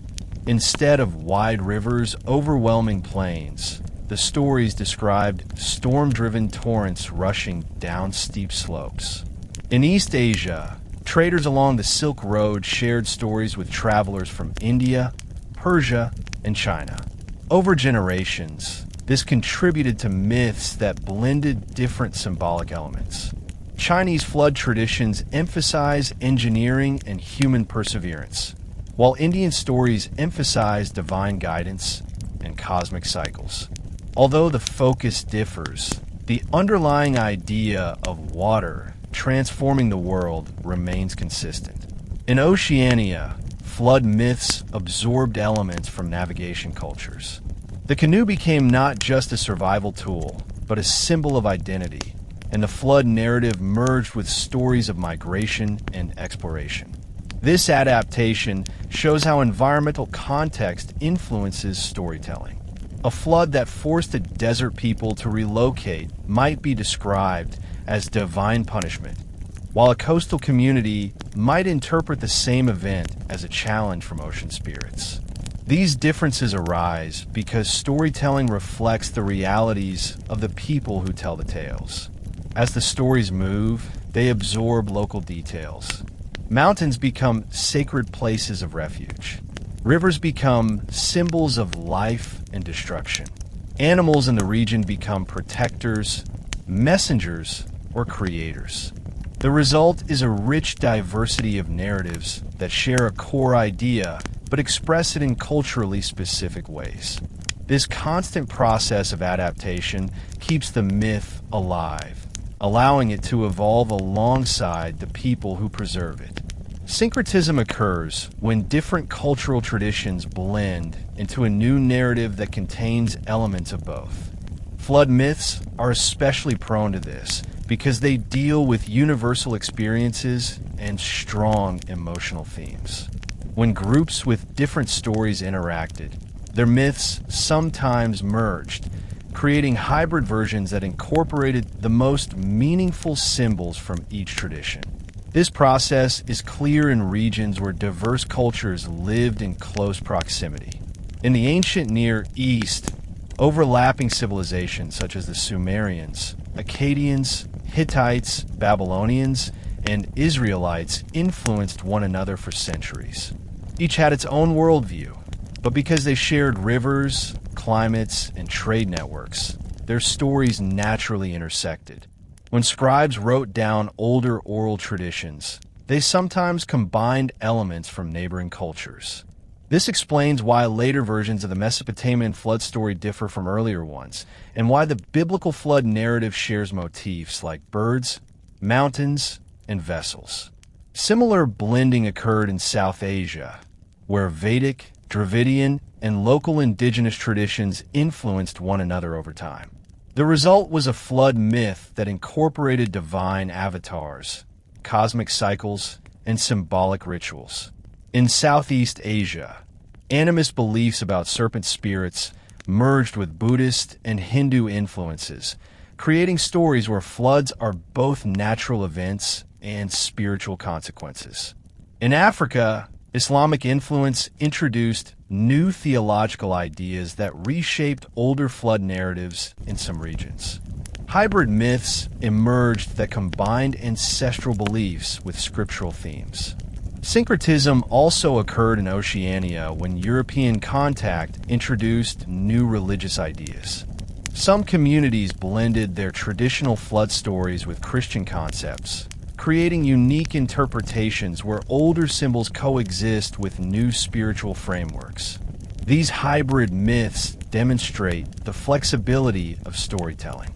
Flood narratives endure because they can absorb new meanings without losing their core identity. They adapt to cultural change, absorbing foreign ideas and reshaping them into forms that feel natural to the communities that tell them.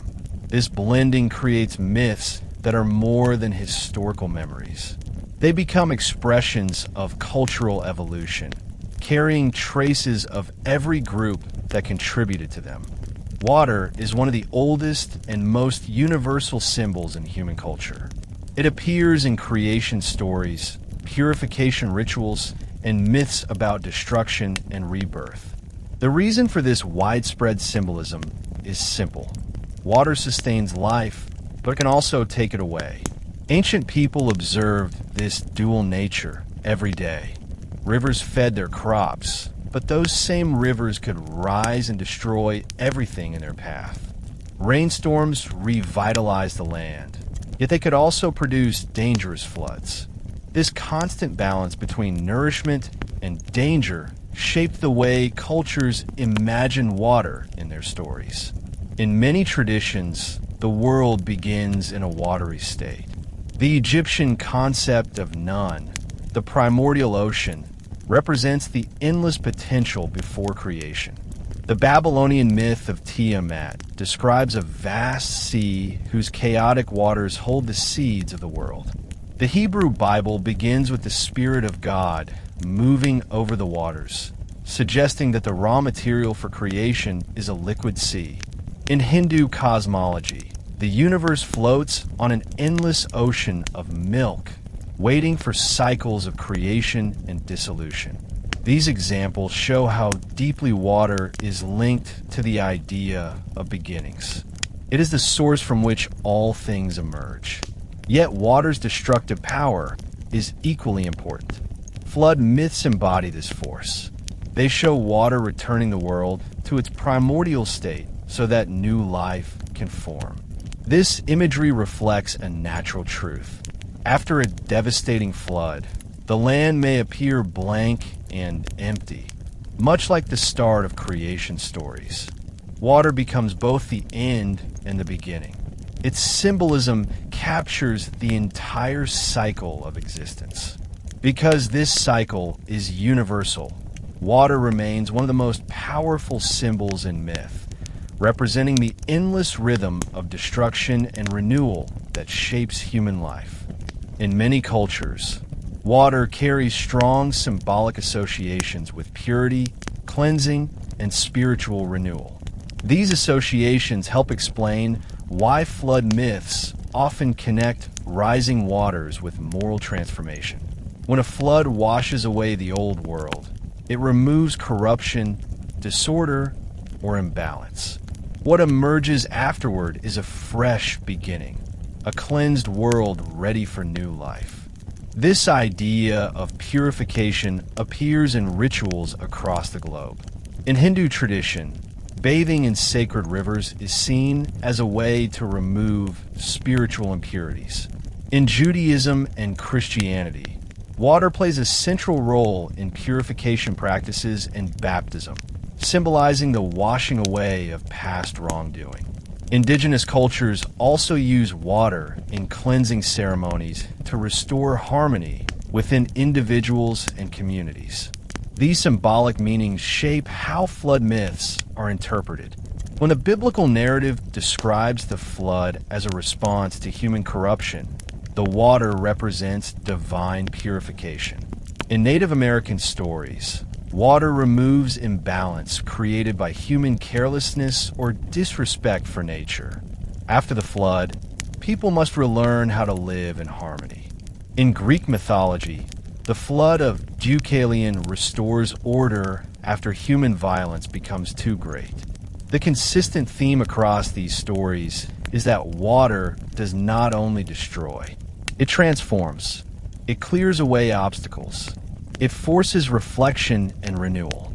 Water's moral symbolism gives flood myths their emotional depth. They remind listeners that destruction can lead to growth and that renewal often requires letting go of what came before. This symbolic function is one reason flood myths are used to teach social values. They encourage respect for the natural world, awareness of consequences, and recognition of the need for moral balance. Through these lessons, water becomes more than an element. It becomes a guide for personal and collective transformation. Across mythological traditions, water is frequently associated with chaos.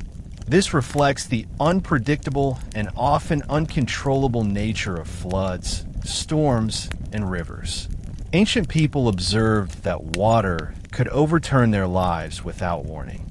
Fields could be submerged. Villages could be swept away. Carefully built irrigation channels could be undone in a single season. Because of this unpredictability, water became a symbol of the chaotic forces that lie beyond human control. In many creation myths, land emerges from water, representing the triumph of order over chaos. The separation of waters in the Hebrew Genesis or the victory of Marduk over Tiamat in Babylonian mythology capture this transition. These images express a deep human desire for stability. People need to believe that the world is structured and predictable. Water challenges that belief. Flood myths confront the fear that chaos can return at any moment. By turning this fear into a narrative, cultures found a way to manage it. The hero who survives the flood symbolizes the endurance of order. The vessel represents protection from chaos. The mountain where the waters recede stands for stability and hope. Through storytelling, societies transformed the terrifying unpredictability of water into a cycle they could understand. Even when chaos overwhelms the world, the story promises that order will return. This symbolic pattern helps explain why flood myths have such lasting power. They reflect the emotional struggle between vulnerability and hope. They show that even in the face of overwhelming chaos, survival is possible. For ancient listeners, these myths offered reassurance. For modern readers, they provide insight into the psychological role that symbolism plays in shaping cultural memory. Water embodies chaos, but stories about floods remind us that chaos does not have the final word. Human resilience and the enduring structure of the world prevail. When scientists study flood myths, they do not approach them as literal accounts of global destruction. Instead, they treat them as cultural memories shaped by real events. Archaeology, geology, and climate science help uncover the possible origins behind these stories. Many myths speak of sudden and overwhelming floods, and science shows that such events did occur in prehistory. By examining sediment layers, researchers can identify periods when rivers overflowed dramatically, when coastlines shifted, or when lakes expanded into settlements. Geological layers containing thick deposits of silt or waterborne debris often indicate that a major flood struck a region, leaving clear traces thousands of years later. Archaeologists then compare these findings with the approximate time periods associated with myths. Sometimes they find correlations, such as the flood layer discovered in ancient Mesopotamian cities like Shuruppak. Other times they identify climate events that might explain sudden upheaval, such as dramatic rainfall increases during certain periods of the Holocene. Science does not validate myths in a literal sense, but it does reveal that many of the stories reflect actual natural disasters. These disasters felt world-ending to the people who survived them. The myths preserve not the exact geological details, but the emotional truth of sudden loss. When researchers study these traditions, they gain insight into how ancient societies interpreted events they could not fully explain. This interdisciplinary approach helps bridge the gap between mythic symbolism and historical reality. It shows that myths often grow from seeds planted by real experiences, shaped by the imagination and beliefs of each culture over generations. Several prehistoric floods were so enormous that they could have influenced myths across entire regions. One of the best known is the series of Missoula floods in North America. Although they occurred before most human settlement in the region, their geological impact remained visible to later communities who might have passed down stories about strange landscapes shaped by ancient waters. Another major event is the flooding of the Black Sea. Some theories suggest that rising sea levels caused salt water from the Mediterranean to rush into a freshwater lake, creating a catastrophic event remembered by communities living nearby. While researchers still debate the scale and suddenness of this event, the theory remains compelling because the Near East is home to several prominent flood myths. In Asia, the Yellow River's history of devastating floods is documented in both geological evidence and early Chinese writings. These repeated disasters likely influenced stories about Yu the Great and the persistent struggle to control nature's forces. South Asia has its own set of prehistoric flood events tied to changing monsoon patterns and melting glaciers. Sediment cores taken from river valleys show periods of extreme flooding that align with early cultural development in the region. In Africa, lake expansions and river system shifts during wetter climate phases created large-scale environmental disruptions that could easily inspire stories about rising waters covering entire lands. These megafloods illustrate that mythic floods do not emerge from pure imagination. They arise from a deep-rooted awareness of natural power. Communities preserve these memories because they were transformative, shaping migrations, economies, and spiritual beliefs. Over generations, storytellers amplified the scale and significance of the events, turning regional catastrophes into narratives of global transformation. These stories reflect how deeply ancient people felt the impact of water-driven disasters, and how forcefully those experiences shaped cultural identity. While scientific research offers valuable insight into the historical roots of flood myths, it also has limitations. Geological data can show when and where major floods occurred, but it cannot prove a direct link to specific myths.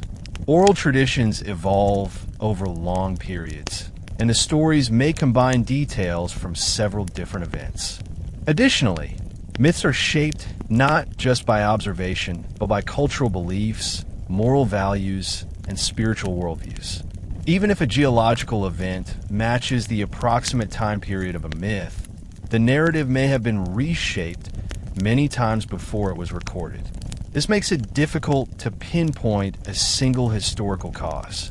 However, science still provides important context. It shows that the natural world regularly produces events large enough to inspire myth-making. By combining archaeological findings with linguistic studies and anthropological insights, researchers can identify broad patterns showing how environmental pressures shape culture. Scientific evidence also helps correct misunderstandings. For example, modern measurements show that no global flood covering every mountain has occurred in Earth's history, but many regional floods were powerful enough to feel world-ending to ancient communities. Science reveals the physical possibilities while myth reveals the emotional truth. Together, they offer a fuller picture of how early societies made sense of their world. The strength of the scientific approach lies in its ability to uncover real events that may have inspired myths, but the strength of the myths lies in their ability to convey deeply human experiences that numbers alone cannot express. When these two perspectives meet, we gain a deeper understanding of both the natural history of Earth and the cultural history of humanity. Flood myths often served as more than explanations for natural disasters. They became part of the social fabric that held communities together. In many ancient societies, people identified themselves through shared stories. These stories provided a sense of belonging and continuity, especially in environments where survival depended on cooperation. Flood myths reinforced the idea that the community had endured something unforgettable. Whether the tale described a chosen family, a heroic ancestor, or a divine intervention, it created a shared origin point that united people. This sense of common heritage strengthened group identity and made individuals feel connected across generations. The story of a great flood also reminded communities of their resilience. By hearing that their ancestors endured overwhelming destruction and rebuilt their world, people gained confidence in their own ability to face hardships. In cultures with strong oral traditions, flood myths were often performed during gatherings or seasonal rituals. These performances reinforced social bonds and offered emotional support. The myth acted as a bridge between the past and present, linking memories of loss to hopes for the future. It also served as a reminder of the values that kept the community intact. Whether those values were humility, courage, respect for nature, or obedience to divine guidance, the myth provided a framework for understanding how people should live together. By rooting identity in a shared story of survival, flood myths helped maintain cultural stability, even in periods of change or migration. They created a sense of unity strong enough to carry communities through challenges they encountered across generations. Rulers and political leaders often used flood myths to legitimize authority. In many societies, the right to lead depended on a connection to divine will or ancestral wisdom. Flood myths provided a powerful narrative that could reinforce these ideas. In ancient Mesopotamia, kings were seen as protectors of order against chaos. The flood, which represented cosmic disorder, served as a reminder of what could happen if rulers failed to maintain balance. Stories about Utnapishtim and earlier kings who survived floods emphasize the importance of divine approval. In China, the story of Yu the Great became a political cornerstone. His success in controlling the floodwaters symbolized the mandate of heaven, the idea that rulers governed with divine blessing as long as they maintained harmony. The flood narrative reinforced the idea that effective leadership was essential for the survival of civilization. In some regions, flood myths portrayed the surviving hero as the founder of a new dynasty or the first leader of a renewed world. This symbolism allowed rulers to trace their lineage back to a heroic figure chosen by the gods. Such claims strengthened their legitimacy and shaped how citizens viewed their role in society. Even in cultures without centralized states, flood myths could carry political meaning. They served as reminders that power must be used responsibly when leaders acted unjustly or disrupted the natural balance. Myths suggested that disaster could follow. This narrative served as a warning to communities about the dangers of tyranny, corruption, or neglect. Over time, flood myths became woven into political discourse. They were used to justify laws, uphold traditions, and teach rulers the responsibilities that came with authority. In this way, myth and power became closely linked, each reinforcing the other.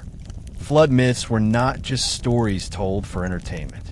They became teaching tools that shaped cultural values, guided behavior, and preserved knowledge. In societies without formal schools, storytelling served as a primary method of education. Elders used myths to teach children about the history of their people, the importance of respecting the environment, and the need to act responsibly within the community. These lessons were easier to remember when tied to dramatic narratives. The image of a hero building a vessel, escaping rising waters, or working with animals provided vivid examples of resilience and cooperation. Rituals often accompanied these stories. Some communities told their flood myths during seasonal ceremonies, especially at times when rising water was most likely. The story acted as both a warning and a reassurance. It helped people prepare mentally for the possibility of disaster and reminded them of the steps their ancestors took to survive. In agricultural societies, flood myths sometimes became part of planting or harvest rituals.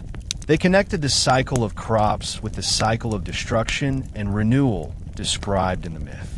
The narrative reinforced the idea that life moves through stages and that loss is often followed by growth. Flood myths also preserved ecological knowledge. In some Native American stories, the actions that lead to the flood reflect real environmental behaviors that could harm the land. By teaching these stories, elders helped prevent ecological damage. In other societies, the myth recorded information about safe places to settle, dangerous seasons, or the signs of an approaching flood. Over generations, these myths became cultural memory banks. They stored information about the past and provided guidance for future challenges. The ritual telling of these stories helped maintain continuity, ensuring that each generation inherited the emotional wisdom, historical lessons, and practical knowledge embedded within the myth. Flood myths continue to influence modern storytelling because they capture themes that remain relevant to contemporary life. Fear of natural disasters, the fragility of civilization, and the possibility of renewal after destruction. Writers and filmmakers often draw inspiration from these ancient stories because the emotional patterns still resonate with modern audiences. When people watch a movie about the world drowning under rising seas, or read a novel about characters rebuilding society after a catastrophic flood, they are engaging with motifs that have been part of human culture for thousands of years. These modern interpretations may not reference ancient myths directly, but they rely on the same narrative structure. A warning or sign appears. Water rises. Chaos overwhelms the familiar world. A group of survivors emerges, carrying the seeds of a new beginning. This structure has appeared in countless works, from dystopian fiction to environmental thrillers. Climate change has made these themes even more prominent. As people witness real flooding caused by storms, melting ice, and rising sea levels, they turn to stories that help them process their concerns. Modern creators often use flood imagery to explore issues such as ecological responsibility, human resilience, and the consequences of ignoring environmental warnings. These stories also serve as metaphors for emotional or personal transformation. A flood may symbolize a crisis in a character's life that forces change or renewal. Even when the setting is futuristic or fantastical, the underlying emotional truth connects back to the ancient myths. Flood stories remain part of our cultural imagination because they speak to universal human experiences. They show that destruction is not always the end, but could be a turning point that leads to growth. This theme continues to inspire artists, filmmakers, and writers who reinterpret it for new generations. The increasing visibility of environmental issues has led many people to revisit ancient flood myths and interpret them in new ways. These stories often describe what happens when humans lose balance with nature. In many traditions, the flood is a response to disrespect, greed, or carelessness. Although these themes were originally spiritual or moral, they align closely with modern discussions about environmental stewardship. As climate patterns shift and natural disasters become more intense, people are reminded that human actions can influence the world in powerful ways. Flood myths encourage reflection on how society interacts with the environment.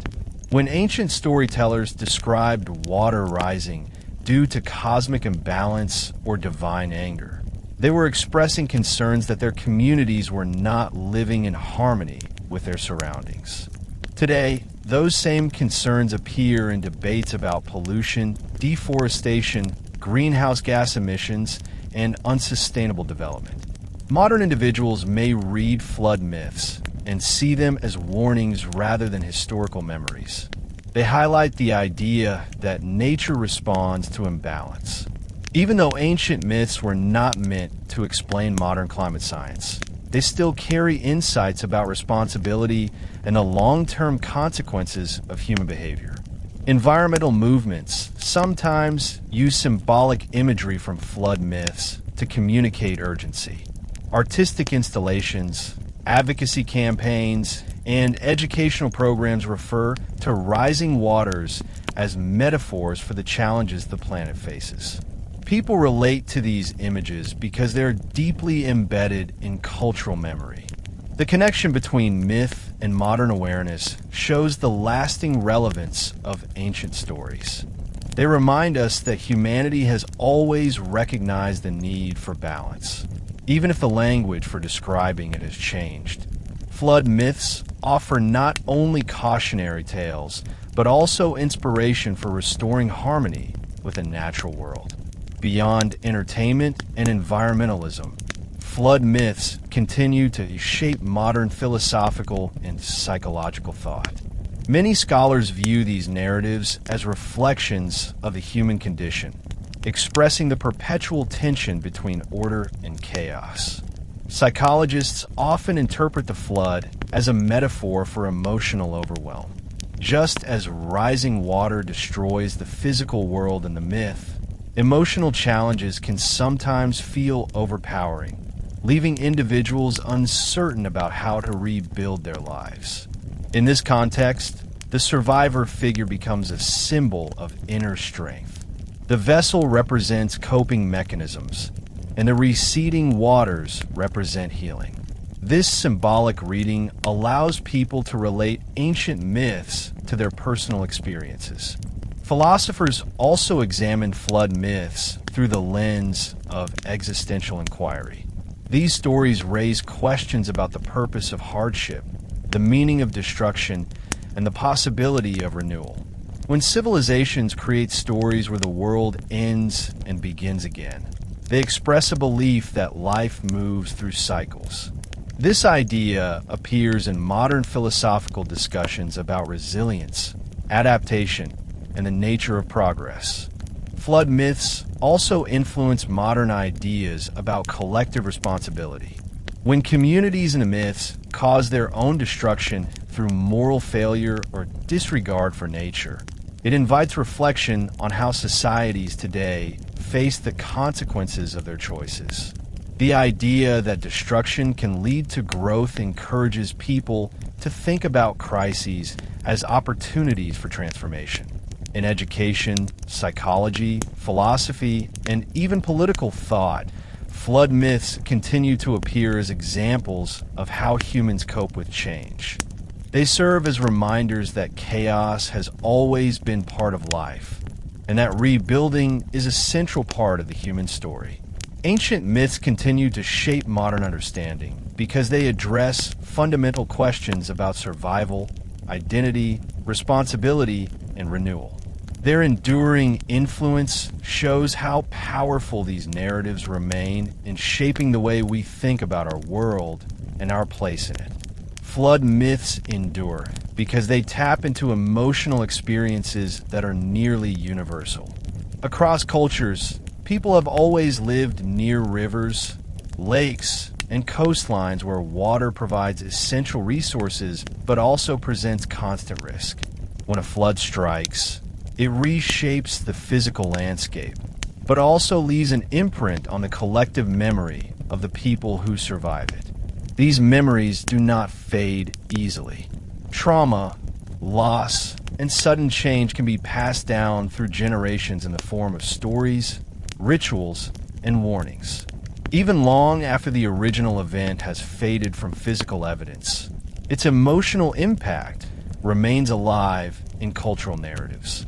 Floods also create dramatic scenes that are easy to remember and retell. Water rising over familiar landmarks, families fleeing to high ground, and entire settlements disappearing beneath waves create vivid images that lodge themselves in the imagination. When different generations hear these stories, they feel the emotional weight even if they never experience such events themselves. This emotional permanence explains why flood myths are so widespread and long-lasting. They convey deep human fears, such as losing everything without warning, while also offering hope through themes of survival and renewal. The combination of fear and promise makes the stories compelling across cultures and time periods. The emotional structure of these myths helps communities process grief, connect with ancestors, and understand the fragility of life. As long as people continue to face unpredictable natural events, the emotional truth captured in flood myths will remain relevant.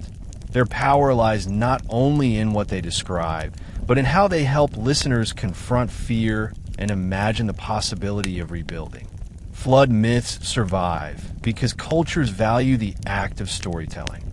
Since ancient times, people have gathered to share narratives about their origins, their challenges, and their relationship with nature. Storytelling is a social activity that strengthens bonds and preserves identity. Flood myths often hold a central place in these traditions because they address questions that every generation faces. What threatens us? How do we survive? What happens when the world changes? These questions remain relevant, so the stories that explore them remain meaningful. Oral traditions ensure that flood myths adapt to changing circumstances. Storytellers do not simply repeat the same words. They modify details to connect with new listeners, interpret events through contemporary beliefs, or highlight lessons that reflect the values of the time. This flexibility allows myths to remain alive. No matter how much the world evolves, the core idea still resonates. Written traditions also play an important role. When cultures began recording their stories in texts, flood myths gained permanence.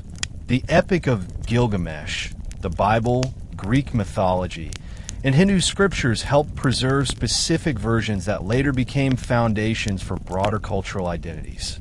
As societies expanded through trade, conquest, and migration, they carried these written and oral traditions with them.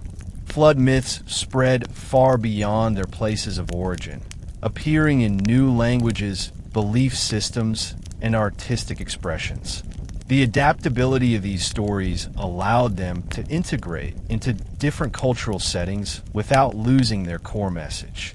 Even in modern classrooms, flood myths continue to be taught as part of history, literature, and religious studies. Their presence in education shows how deeply they are woven into cultural memory. Through continuous retelling, reinterpretation, and preservation, these stories remain part of the human experience. Flood myths persist not simply because people experience floods, but because the stories contain themes that speak to fundamental human concerns. One of these themes is vulnerability. Flood myths remind us that nature is powerful and that human beings are never entirely in control. This message resonates with people today just as it did thousands of years ago. Another theme is transformation. Floods in myth do more than destroy. They reset the world, create new beginnings, and offer opportunities for renewal. This symbolic cycle mirrors the psychological journey people go through in real life. When individuals face crises, they often feel like their world has been washed away. But with time, they rebuild and redefine themselves. The flood myth captures this universal experience. A third theme is moral reflection. Many flood stories describe destruction that follows human corruption, imbalance, or negligence. Even in cultures where the flood is not a punishment, the myth reflects a belief in cause and effect. Today, people still ask whether their actions contribute to environmental or social problems. Flood myths offer a framework for considering these questions. Finally, flood myths endure because they are flexible. They can be interpreted literally, symbolically, spiritually, or psychologically. They can comfort, warn, teach, or inspire. Their themes can be adapted to different eras, from ancient farming societies to modern technological civilizations. As long as humans continue to face uncertainty and change, they will find meaning in stories that describe a world being swept clean and rebuilt. Flood myths remain timeless because they reflect the deepest layers of the human experience: fear, resilience, morality, and the hope for new beginnings. Flood myths reveal a core truth about humanity. People have always found ways to endure overwhelming change. Whether the story comes from Mesopotamia, India, the Pacific Islands, the Americas, or Northern Europe, the central figure is someone who survives while the world collapses around them. This focus on survival shows how deeply ancient communities valued resilience. In real life, floods often force people to leave behind homes, land, and memories. They had to rebuild with limited resources and uncertain futures. Telling stories about ancestors who survived total destruction offered emotional strength. These narratives reassured listeners that, no matter how severe the disaster, survival was possible. The survivor becomes a model of human capability. They prepare, act wisely, listen to warnings, or work with spiritual forces. They embody the idea that resilience is not only physical, but also mental, emotional, and moral. These myths help cultures pass down the qualities they believed were essential for enduring hardship: courage, foresight, cooperation, and humility. They also help people cope with change. Even when the world seemed unpredictable, the stories taught that humans were adaptable. They could face rising waters, changing climates, or shifting landscapes and still rebuild their lives. This theme remains relevant today. Modern societies face challenges such as climate change, sea level rise, and extreme weather. Flood myths remind us that earlier generations confronted similar fears, even if the specifics were different. They endured because they adapted, and they adapted because they believed in their ability to survive. By exploring ancient flood stories, we see how humans have always used narrative to transform fear into resilience. Flood myths provide insight into how ancient communities understood their relationship with nature and the spiritual world. These stories often portray water as a force that responds to human actions or cosmic conditions. In some traditions, floods happen because people break moral laws or lose harmony with nature. In others, the flood is part of a natural cycle that reflects the universe's ongoing creation and dissolution. These interpretations reveal how cultures viewed their place within the world. Many societies saw nature and spirituality as interconnected. Water was not just a physical substance, it carried spiritual meaning. When a flood occurred, it was interpreted not only as a natural event, but as a message or transformation. This perspective shaped how people lived with their environment.